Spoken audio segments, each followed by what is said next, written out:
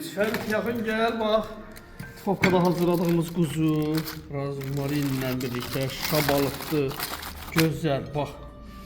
İğne bak, iğne kokusuna bak. He, buna bak. Ah, be. Buna bak. Bak. Kuzunun masası tufakada gördüğün kimi. Yağa bak. Kuyruğa bak. Kuyruk pilte olur, görsən. Bak bu yemeği gördüğünüz tufakada hazırladım.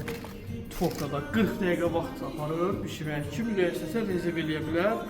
Porsiya ilə fərqi yoxdur. Bir maça, bir dənə tikə, bölündə də soğanı, şabalıtı, quyruğu bir porsiyadır. Yolunuzu gözləyirik. Beyləqan Alev restoranımızda gözəl məkan da çək göstər.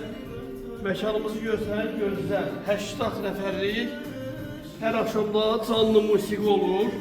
Banket ad günləri eləmək istəyənlərin yolu gözləyirik. Gördüyün yeməğimizi. Bir də yaxın gəl. İndi bu birisini göstərim sənə bax. Bax, buna bax. Bax. Bu tufokka yeməyi gördün.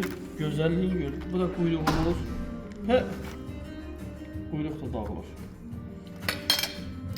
Yolunuzu gözləyirik. İyi bakın kendinize.